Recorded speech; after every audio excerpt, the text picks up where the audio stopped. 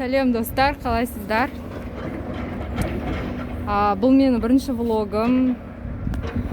Бүгін менде демалыс, сол уақыт тауып сіздермен сөйлесейінші деп жатырмын. Енді осылай салып жатырмын.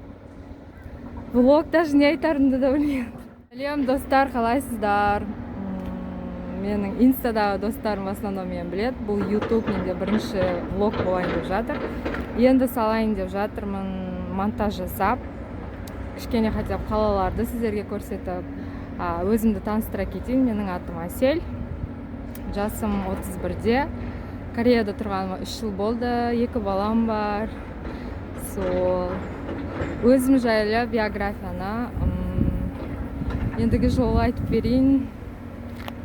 Сол не айтарымды да білмейтін, так что мені қатты сынамаңыздар. Бұл менің бірінші влогым. Мен влог түсіру үшін камера алғым келді, айфон сатып алғым келді, но до этого қазіргі бар соткама шүкір етіп, осы арқылы үйренейінші деп жатырмын.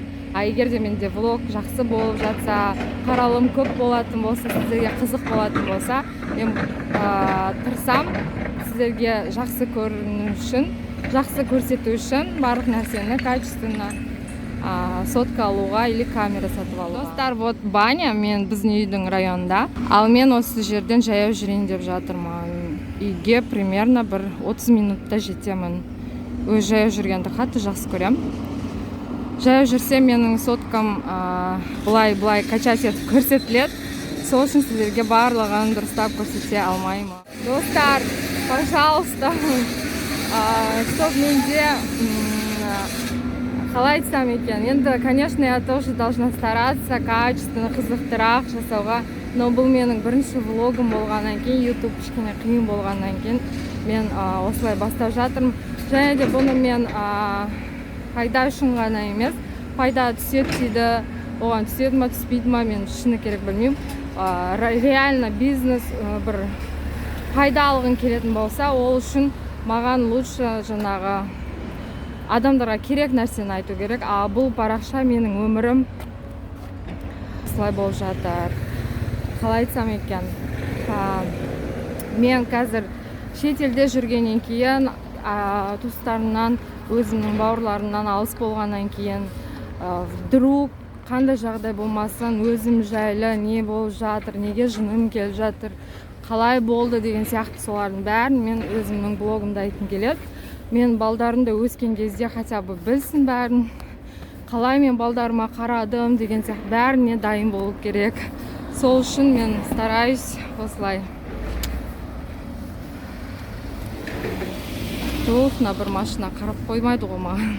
Без маски хожу здесь. Вот маска бар. Айтпақшы, вот менің банямның заттары. Банядан осылай келе жатырмын. Рукалар осы тастаған. Солай достар. Банядан свеженькая болып шықтым. Сондай. Вот мындай район.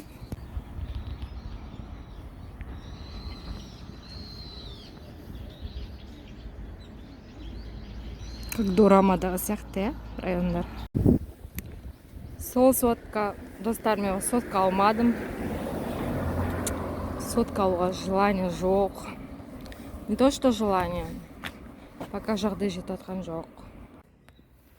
Қазір мен на районда жүріп жатып, күшті бір кофешопты көрдім. Қараңыздар, мына жерде попугай. Попугайды көріп, попугаймен бірге кофе ішіп отыратын жер екен. Ана, көрдіңіздер ма? Кажется, сөйлейтін попугай, что ли? Шулап жатыр ғой мына жердің өзінде.